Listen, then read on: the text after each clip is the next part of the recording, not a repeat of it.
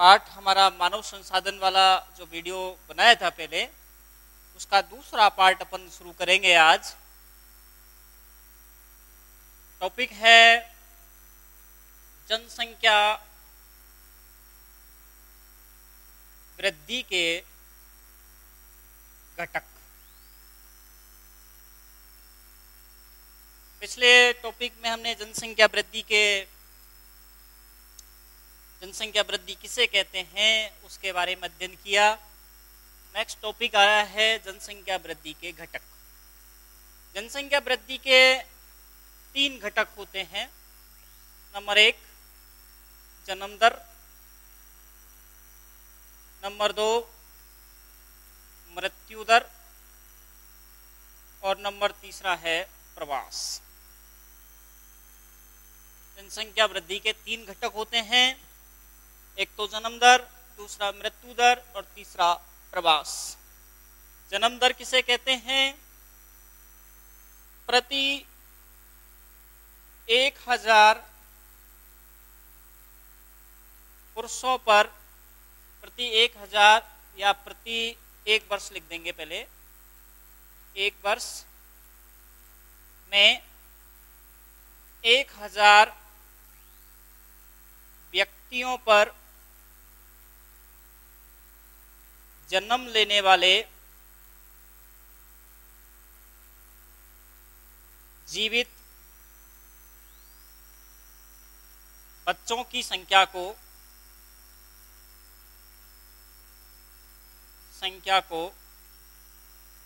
जन्म दर कहते हैं।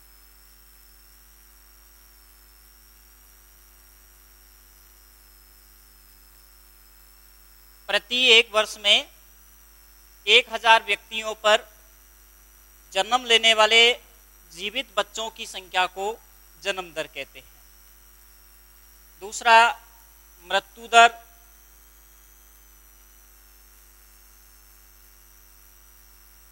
प्रति 1 वर्ष में 1000 व्यक्तियों पर मरने वाले लोगों की संख्या को मृत्यु दर कहते हैं।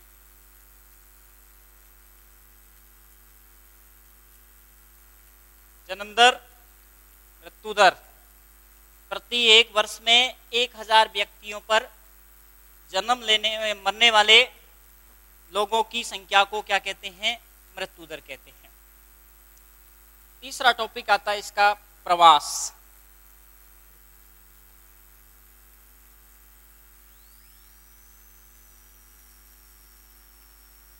प्रवास एक स्थान से दूसरे स्थान पर चले जाना प्रवास कहलाता है।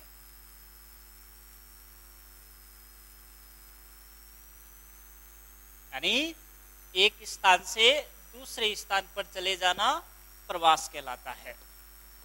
प्रवास के प्रकार प्रवास 2 प्रकार का होता है।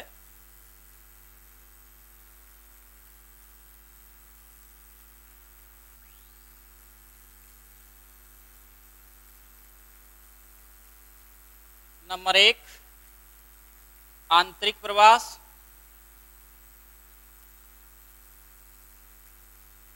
और नंबर 2 बाह्य प्रवास। आंतरिक प्रवास देश के अंदर होने वाले प्रवास को आंतरिक प्रवास कहते हैं।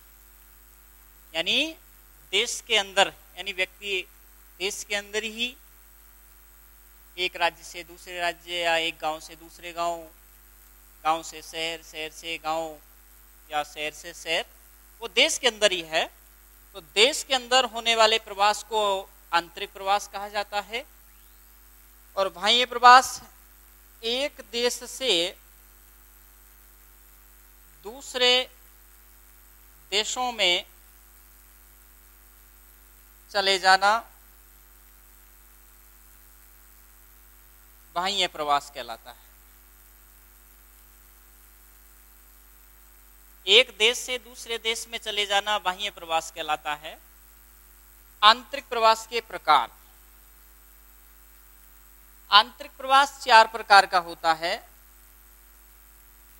नंबर 1, गांव से गांव। नंबर 2, गांव से शहर या नगर। तीसरा, शहर से गांव। और नंबर 4, शहर से शहर।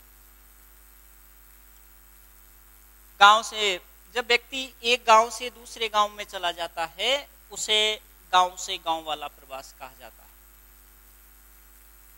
इस धारा में महिलाओं की संख्या अधिक होती है, क्योंकि विवाह उपरांत महिला एक गांव से दूसरे गांव में चली जाती है।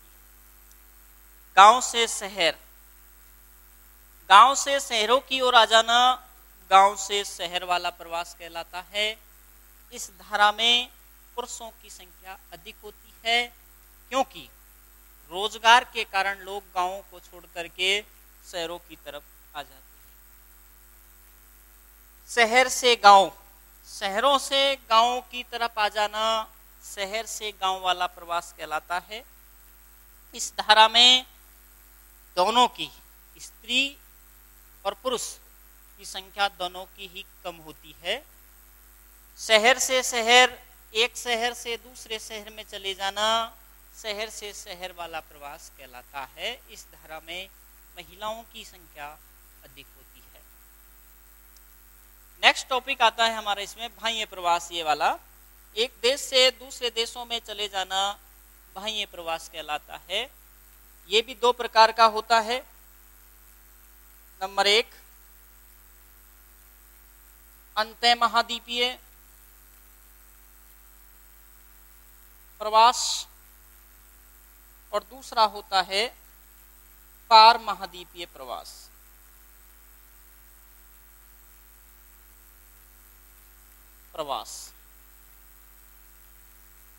अंतः महाद्वीपीय प्रवास, जब व्यक्ति महाद्वीप के अंदर, मान लीजिएगा ये एशिया महाद्वीप है, महाद्वीप के अंदर एक देश से दूसरे देश में चला जाता है महाद्वीप एशिया महाद्वीप के अंदर ही है। एक देश से दूसरे देश में चला जाता है उसे अंतः महाद्वीपीय प्रवास कहा जाता है। जब व्यक्ति किसी एक महाद्वीप के अंदर एक देश से दूसरे देश में चला जाता है उसे अंतः महाद्वीपीय प्रवास के नाम से जाना जाता है। और पार महाद्वीपीय प्रवास किसे कहेंगे? जब व्यक्ति एक महाद्वीप से दूसरे महाद्वीप में चला जाता है, यानी एशिया से यूरोप महाद्वीप में चला जाता है। जब व्यक्ति एक महाद्वीप से दूसरे महाद्वीप में चला जाता है उसे पार महाद्वीपीय प्रवास के नाम से जाना जाता है। ठीक है, पार महाद्वीपीय प्रवास किसे कहेंगे? जब व्यक्ति एक महाद्वीप से दूसरे महाद्वीप में चला जाता है उसे पार महाद्वीपीय प्रवास के नाम से जाना जाता है।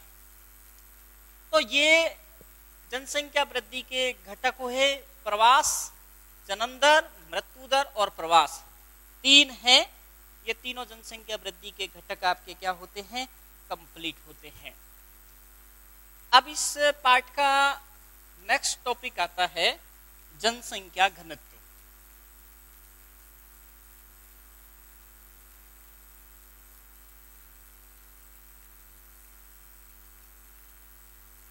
जनसंख्या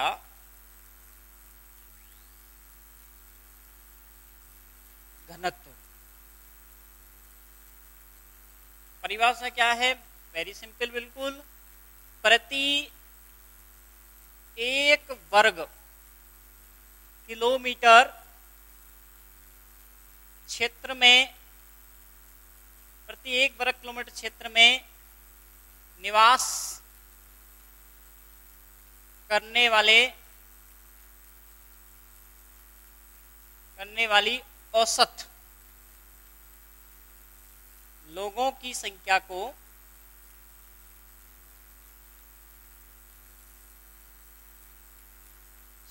को जनसंख्या घनत्व कहते हैं। घनत्व कहते हैं, यानी प्रति 1 वर्ग किलोमीटर क्षेत्र में निवास करने वाली औसत लोगों की संख्या को जनसंख्या घनत्व कहते हैं। यानी उदाहरण देखिएगा छोटा सा, यहां से ये दूरी मान लीजिए 1 किलोमीटर है, ठीक है। ये प्रति 1 वर्ग का मतलब चारों तरफ हो गई, ठीक है। ये 1 किलोमीटर की दूरी हो गई, इधर भी 1 किलोमीटर, इधर भी और इधर भी, ठीक है। तो क्या है, प्रति 1 वर्ग किलोमीटर क्षेत्र में 1 वर्ग, 1 किलोमीटर इधर, 1 किलोमीटर इधर, 1 किलोमीटर इधर, 1 किलोमीटर इधर, प्रति 1 वर्ग किलोमीटर क्षेत्र में निवास करने वाली औसत लोगों की, इसके अंदर जो जनसंख्या रहती है उसको जनसंख्या घनत्व के नाम से जाना जाता है। अब इसका एक सूत्र है, क्या है सूत्र? जनसंख्या घनत्व कैसे निकाला जाता है? जनसंख्या घनत्व बराबर प्रदेश की कुल जनसंख्या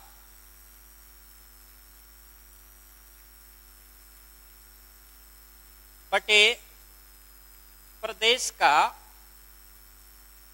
कुल क्षेत्रफल,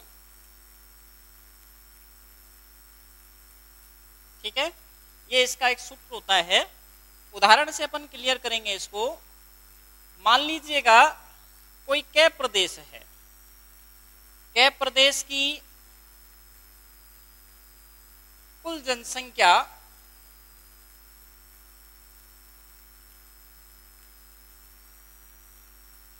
1,50,000 है, 1,50,000 है, तथा उसका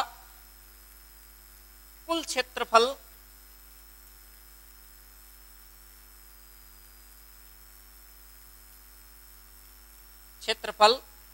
100 है।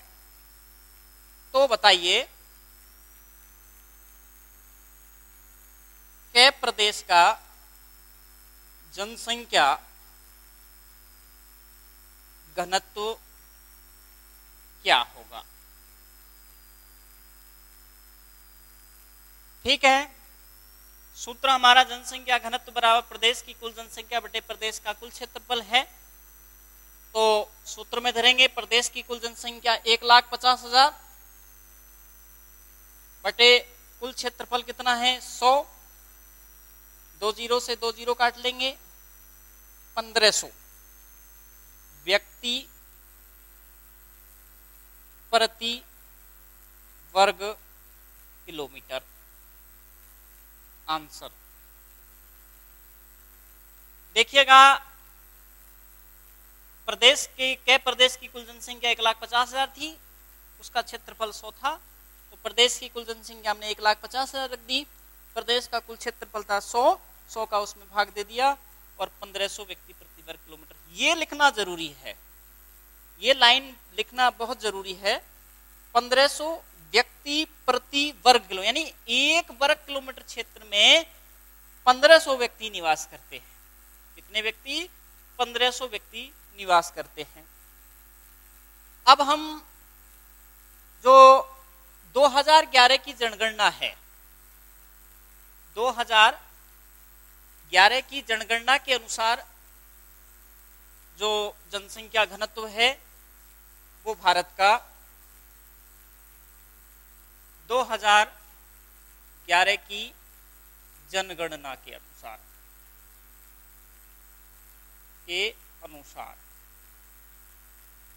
भारत का जनसंख्या घनत्व है 382 व्यक्ति प्रति वर्ग किलोमीटर। ये 2011 की जनगणना के अनुसार है।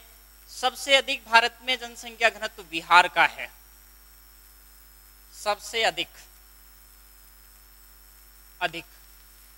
राज्यों में बात करें तो 1102 व्यक्ति प्रति वर्ग किलोमीटर। ये 1102 व्यक्ति बिहार राज्य का सबसे अधिक है और सबसे कम है अरुणाचल प्रदेश।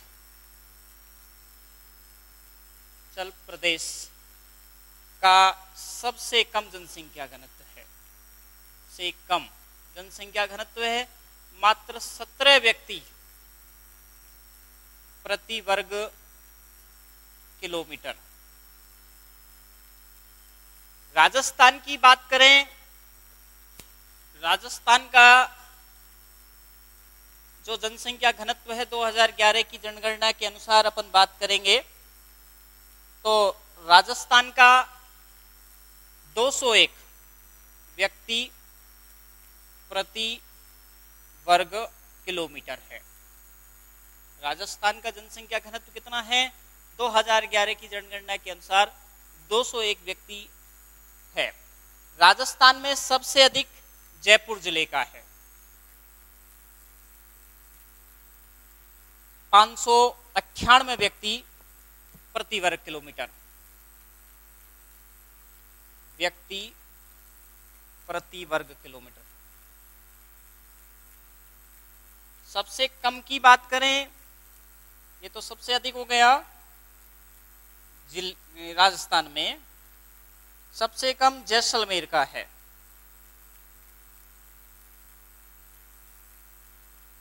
जैसलमेर का सबसे कम है, मात्र 17 व्यक्ति प्रति वर्ग किलोमीटर। देखिए, जनसंख्या घनत्व का कम होना और ज्यादा होना मुख्य कारण यह है कि जनसंख्या घनत्व ज्यादा कहाँ पाई जाती है या जनसंख्या ज्यादा कहाँ होती है? जहां पर समतल भूमि हो, कृषि योग्य भूमि हो, पर्याप्त मात्रा में जल हो, अच्छी जलवायु हो और पर्याप्त मात्रा में वर्षा होती हो, उन स्थानों पर सदैव जनसंख्या घनत्व ज्यादा पाया जाता है। और कम कहाँ पाया जाता है? जहां पर अनुपजाऊ मिट्टी हो, कृषि के लिए वो मिट्टी उपयुक्त नहीं हो, पथरीली भूमि हो, पहाड़ी इलाका हो, मरुस्थलीय क्षेत्र हो, कम वर्षा वाले स्थान होते हों, उबड़ खाबड़ वाली भूमि हो, वहां पर सदैव जनसंख्या घनत्व है वो कम पाया जाता है। ये टॉपिक अपना यहां पर कंप्लीट होता है। अगला टॉपिक चलते हैं अपन इस पे, जनसंख्या की समस्या।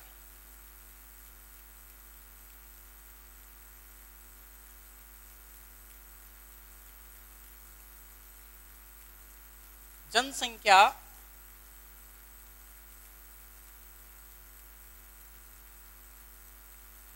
की समस्या। देखिए, जनसंख्या की समस्या हमारे देश में लगातार बढ़ती जा रही है। हमारे यहाँ जनसंख्या वृद्धि बहुत ज्यादा मात्रा में भी है। अब जिस देश में जनसंख्या ज्यादा हो जाती है, जिस देश में जनसंख्या ज्यादा हो जाती है तो उस देश का आर्थिक विकास रुक जाता है, यानी आगे बढ़ रहा वो देश वो वापिस पीछे हट जाता है, जिससे हमारे जब देश का आर्थिक विकास रुक जाता है तो देश के अंदर भोजन की समस्या हो जाती है, बेरोजगारी की समस्या हो जाती है, आवास की समस्या ज्यादा हो जाती है, स्वास्थ्य जैसी सुविधाओं का अभाव हो जाता है। साथ में ही अन्य जैसी मूलभूत सुविधाएं जैसे कि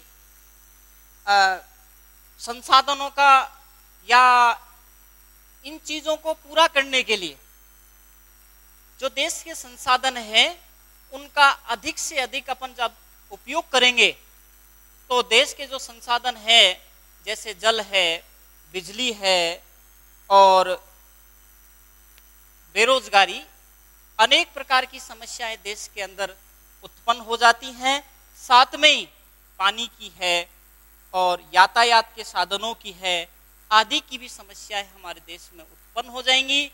यदि इस समस्या से, जनसंख्या की समस्या से निजात पाना है तो जन्म दर को कम करना ही एकमात्र क्या है, उपाय है। जनसंख्या को रोकना है, वृद्धि को रोकना है तो जन्म दर को अपन को क्या करना पड़ेगा, कम करना पड़ेगा, जब ही देश का आर्थिक विकास आगे बढ़ पाएगा। नेक्स्ट टॉपिक आता है इसका हमारा साक्षरता।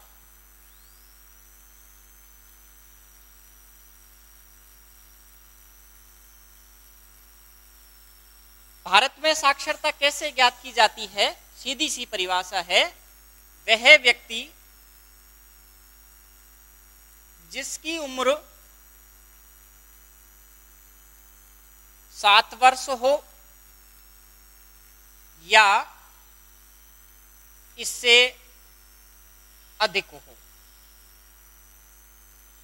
वह व्यक्ति जिसकी उम्र कितनी हो, 7 वर्ष हो, इससे कम नहीं होनी चाहिए, इससे 7 वर्ष हो या इससे अधिक हो, जो पढ़ सकता हो, समझ सकता हो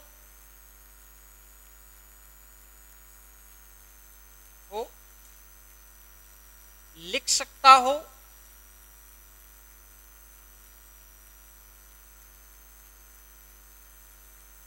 और थोड़ा बहुत अंक गणित का ज्ञान रखता हो,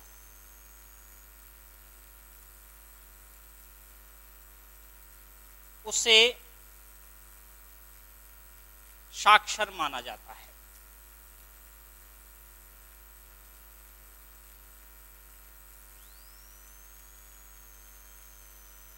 किसे साक्षर माना जाता है? वह व्यक्ति जिसकी उम्र 7 वर्ष हो या इससे अधिक हो, जो पढ़ सकता हो, समझ सकता हो, लिख सकता हो और थोड़ा बहुत अंक गणित का ज्ञान रखता हो। अंक गणित मतलब जोड़ बाकी गुणा भाग, थोड़ा बहुत ज्ञान हो उसे, उस व्यक्ति को भारत के अंदर साक्षर माना जाता है। अब आंकड़े की बात करें 2011 की जनगणना के अनुसार जो भारत की साक्षरता है वो है 74.04%। कितनी है? 74.04%, जिसमें पुरुषों की साक्षरता है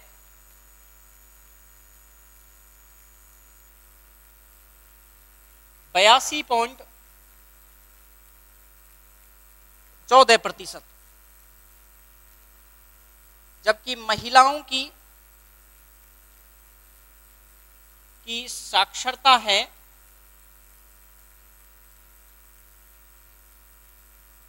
65.46%। महिलाओं की साक्षरता है 65.46%, पुरुषों की है 82.14%। अपने भारत की बात करें तो भारत के राज्यों में सबसे अधिक जो साक्षरता है वो है केरल राज्य की है। साक्षरता सबसे अधिक केरल की है। केरल 93.91%, सबसे अधिक राज्य, साक्षरता अधिक। साक्षरता वाला जो राज्य है वो केरल है 93.91%, और सबसे कम की बात करें वो है बिहार का। सबसे कम साक्षरता वाला जिला और राज्य है बिहार, इसकी मात्र 63.82% साक्षरता है। यदि अपन राजस्थान की बात करेंगे, राजस्थान की साक्षरता है 67.7%, जिसमें पुरुषों की साक्षरता है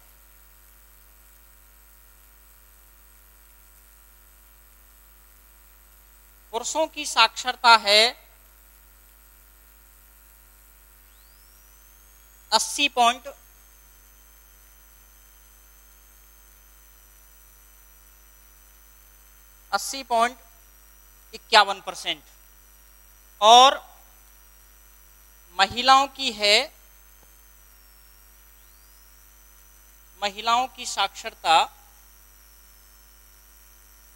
55.58%।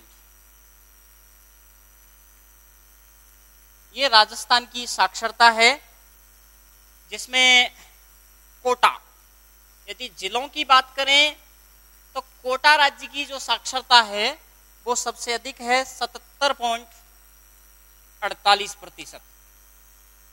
कोटा राज्य सर्वप्रथम है, जालौर की सबसे कम है 55.58%। ये जालौर की सबसे कम साक्षरता है, कोटा की सबसे अधिक है।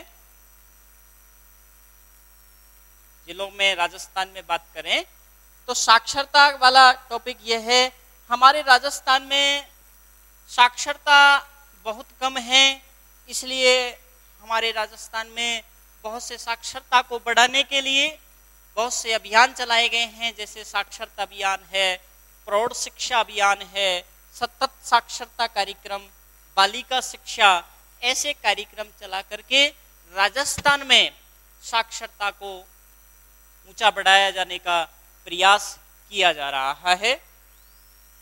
तो ये साक्षरता वाला टॉपिक हमारा यहीं पर कंप्लीट होता है। नेक्स्ट टॉपिक आएगा लिंग अनुपात।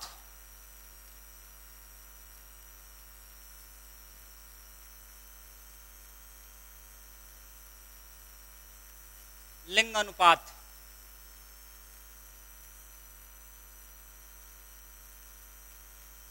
परिभाषा क्या है लिंग अनुपात की? प्रति 1000 पुरुषों पर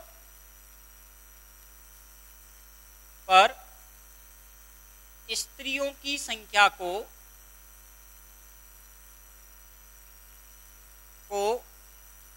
लिंग अनुपात कहा जाता है।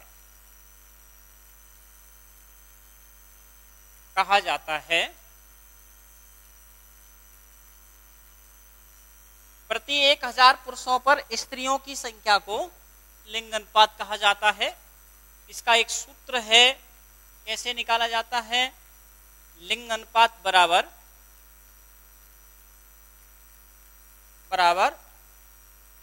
स्त्रियों की संख्या बटे पुरुषों की संख्या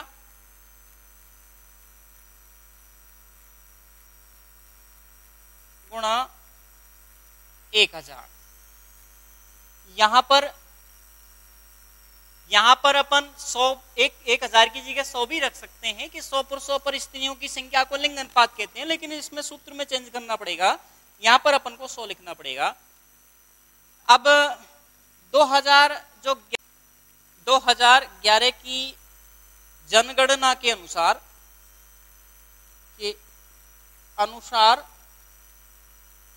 जो भारत का लिंग अनुपात है 1000 पुरुषों पर 940 महिलाएं हैं। 1000 पुरुषों पर 940 महिलाएं हैं, भारत का ये लिंग अनुपात है। यदि सबसे अधिक बात करें तो लिंगानुपात भारत के अंदर राज्यों की बात करें तो राज्यों में केरल राज्य का, कहाँ का? केरल राज्य का सबसे अधिक लिंगानुपात है, जहां 1000 पुरुषों पर 1084 महिलाएं हैं। वहीं दूसरी तरफ अपन बात करें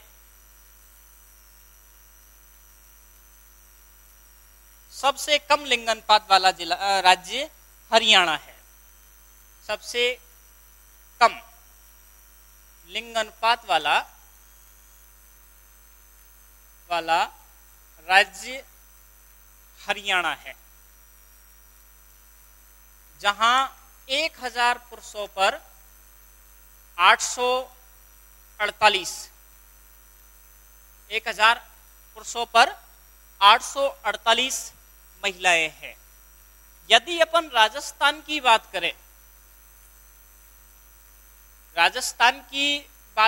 2011 की जनगणना के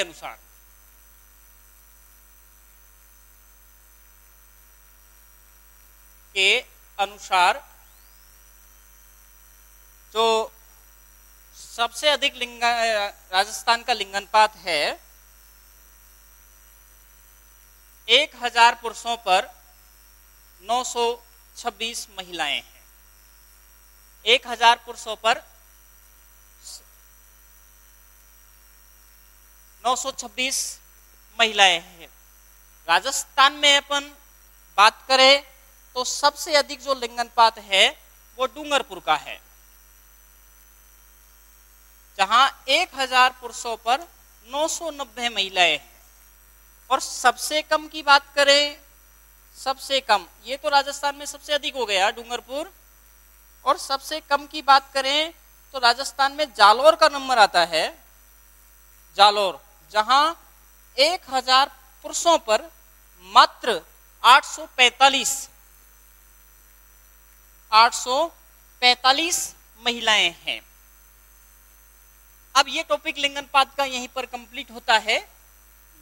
इसका जो सेकंड लास्ट टॉपिक है वो है नगरीयकरण।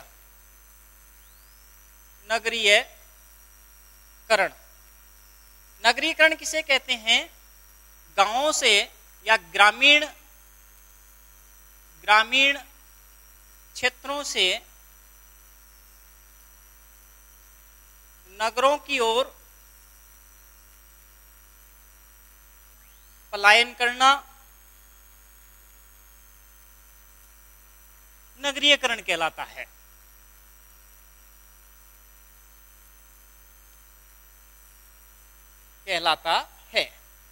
यानी ग्रामीण क्षेत्रों से नगरों की ओर पलायन करना ही नगरीयकरण कहलाता है।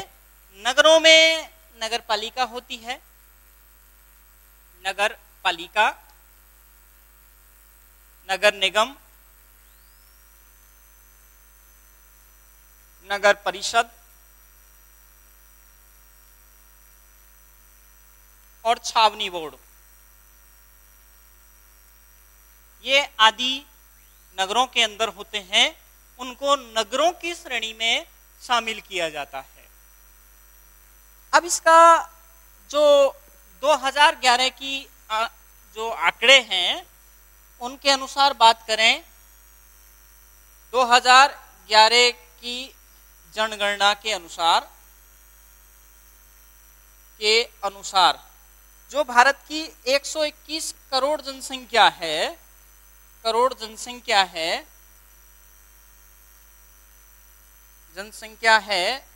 उसमें से लगभग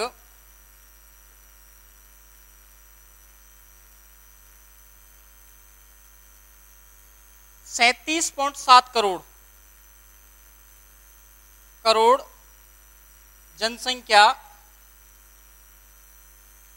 शहरी क्षेत्रों में तथा शेष ग्रामीण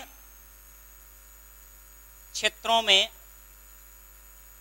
निवास करती है। लगभग 83.3 करोड़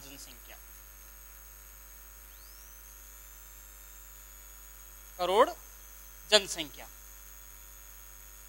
अब इस पाठ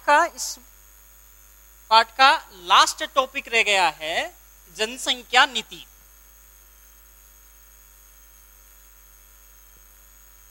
जनसंख्या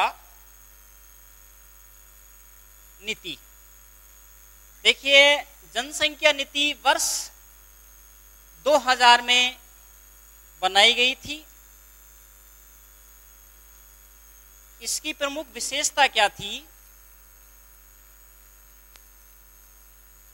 पहली विशेषता ये थी जनसंख्या नीति की, जो 14 वर्ष से कम आयु के बच्चे हैं, 14 वर्ष से कम आयु के बच्चों को निःशुल्क शिक्षा देना है, निःशुल्क शिक्षा प्रदान करना है। इसकी पहली विशेषता। दूसरी विशेषता क्या थी कि शिशु मृत्यु दर को कम करना है। ठीक है। और तीसरी जो इसकी विशेषता थी, विवाह, जो लड़कियों की विवाह की आयु को बढ़ाना है। चौथी विशेषता ये थी कि व्यापक स्तर पर टीकाकरण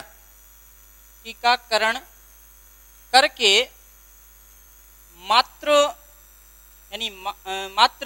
मृत्यु दर को